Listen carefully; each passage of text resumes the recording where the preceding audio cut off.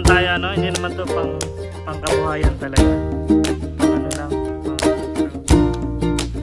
pang stress relief. Alright, what is up guys? Good morning. So, kita nyo ang aga pa natin. So we're gonna go fishing sa Maribohok Port. And time check natin, it's almost 5 AM. No? Mga nasa 4:50. Alright, so biyahe pa tayo from Tagbilaran going to Maribohok. So, see you there. Alright, so nandito na tayo sa Maribohok Port. Ayan. Ganda dito guys. Ayan, ganda ng sunrise, diba? It's very very beautiful. Ang linaw ng dagat oh. Ayan ah. Ang kalma, napakakalma ng dagat. Sarap ng hagisan oh.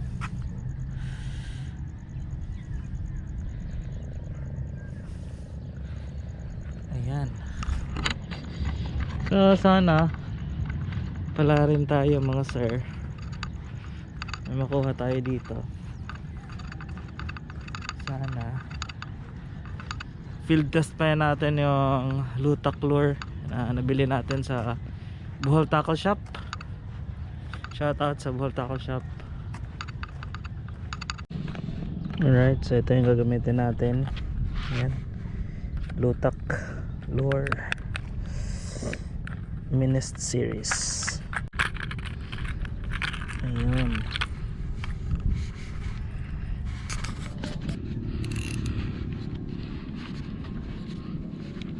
Yan, so first time pala natin dito guys, no?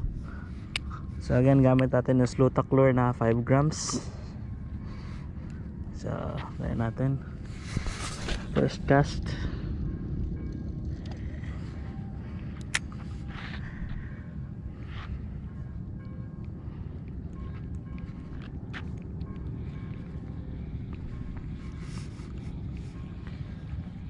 Sana may kumagat.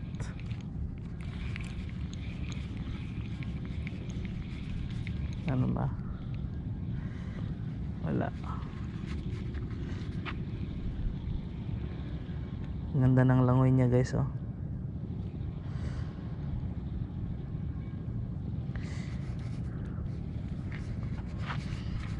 Ulit.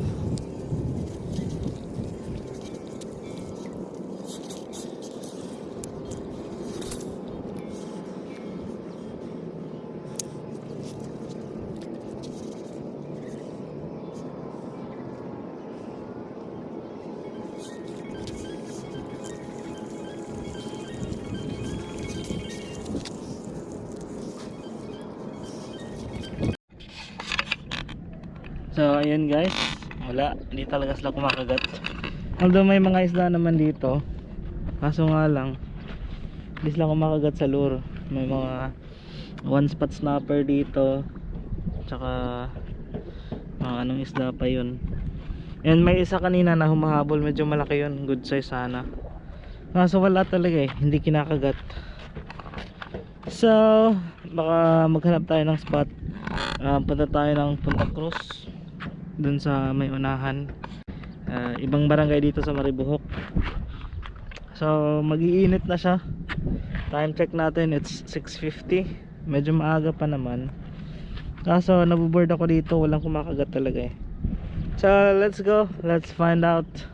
Let's find another spot na mag-work yung lure natin. And ito pala gamit natin, Daiwa HE 2000 series, tsaka Ekmeali 602 ultralight. Ayan. So update tayo mamaya. Let's go. Alright, so we're here in Punta Cruz, Maribohok. And may nakita tayong vlogger dito from Tagbilaran ba? Or basta Bohol. Si Boy Sunog. Nangisda si Boy Sunog dire. Oh.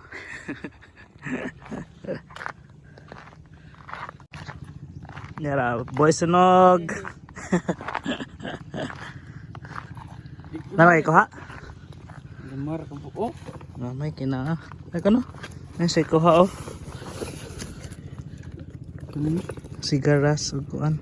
Ano sana? Kuan singan ano ba? Lo, nice lagi nang isda oh. Kato sila na sila ko ha? Wa.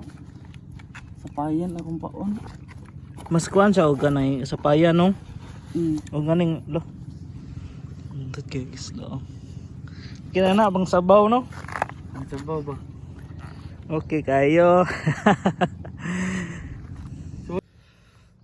Ayan, so balik tayo sa replica para hindi sayang na, kasi pag naglutak tayo tapos sumabit putol ulit, hindi sayang.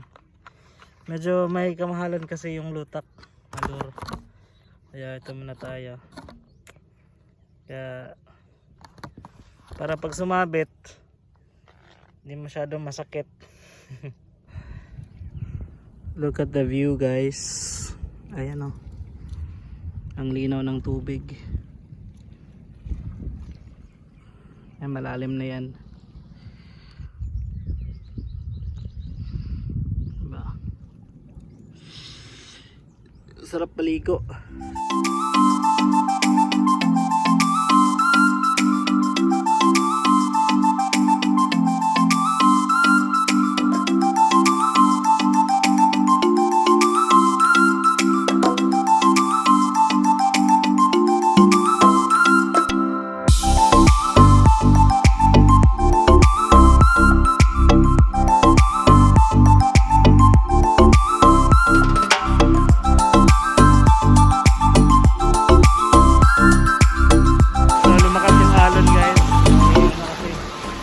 Dumaan na barko, may barge, saka yung isang ocean jet kanina papuntang Cebu. Kaya lumakas yung alon.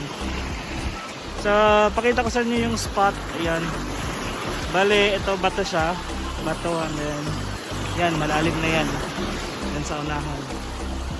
Ito yung spot ni Boy Sunog.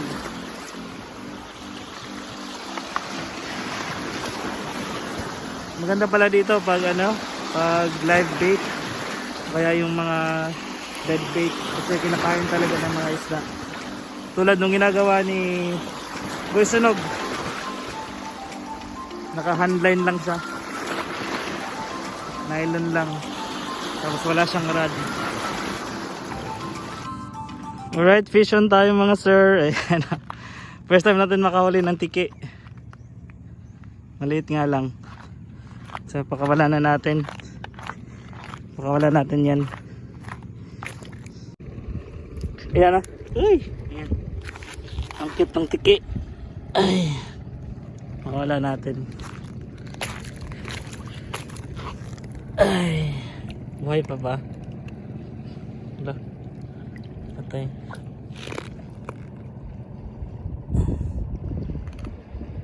Wala. Patay na yata eh. Yun, bye pa. Nag-response naman siya. Tuloy-tuloy lang. Spot pala natin doon, no?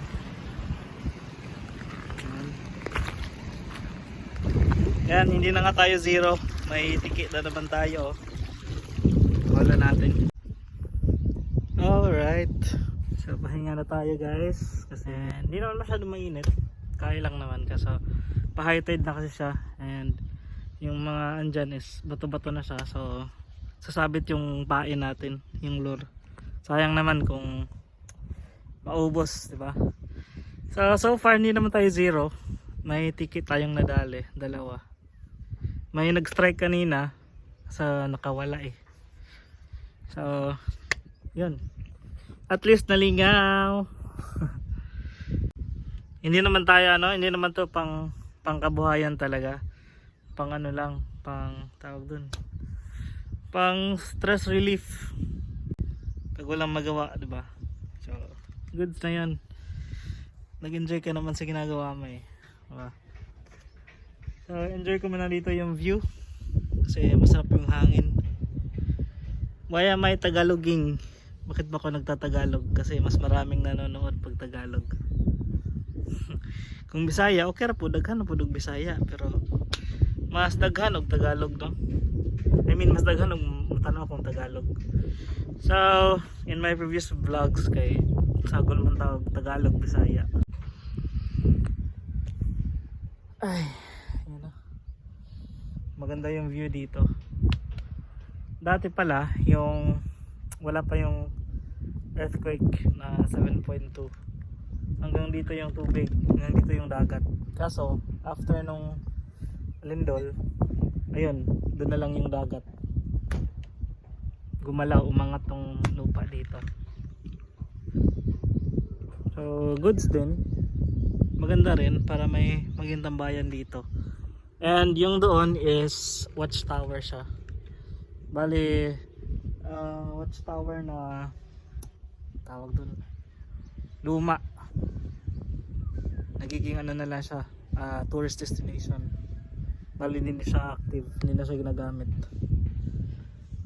Alright, so that ends our vlog for today. After nito, uwi na ako para makapag pahinga.